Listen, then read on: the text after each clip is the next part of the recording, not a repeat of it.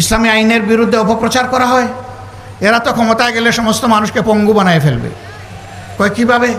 বলে যে এই দেশের মানুষ, বেশিরভাগ মানুষ জনগণের সম্পদ চুরি করে, তো বেশিরভাগ মানুষের হাত কাটা যদি যায় তাইলে তো এই সমাজটা হাত কাটা বাহিনীর সমাজ হয়ে যাবে। না, হাত কাটা যাবে। এই আইন জারির পরে এই ধরনের অপরাধ যারা করবে তাদেরকে বলে দেওয়া হবে এখন থেকে এই অপরাধের সাথে যাদেরকে পাওয়া যাবে তাদের ক্ষমা নেই।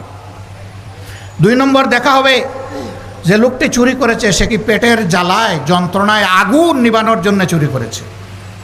যদি এমন হয়, রাষ্ট্রের দায়িত্ব হবে আগে তার আগুন নেবানো, হাত কাটানো, আগে তার বৈধ আয় উপার্জনের ব্যবস্থা করে দেওয়া। যদি সেরকম কিছু সক্ষমতা তার না থাকে তাহলে রাষ্ট্রকেই পরিবারের দায়িত্ব বহন করতে হবে। এরপরে লোভের বশবর্তী হয়ে কেউ যদি চুরি করে তাহলে 2-1টা হাত কাটা যাবে প্রকাশ্যে, গোপনে নয়, যাতে সারা দেশবাসী এটা থেকে শিক্ষা নেয়। এখন কে সমাজে এই হাত কাটা বাহিনীর সদস্য হতে চাইবে? তখন পরিবারের সদস্যদেরকে বলবে চুরি করব তোমাদের জন্য, হাত কাটা যাবে আমার, আর এই হাত নিয়ে অপমানজনকভাবে আমি বেঁচে থাকবো।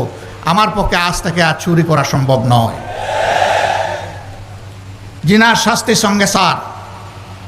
বলে যে সব মানুষই তাইলে মারা যাবে, এরকম গোপনে ছুটিয়ে প্রকাশ্যে কত ধরনের জিনা হচ্ছে।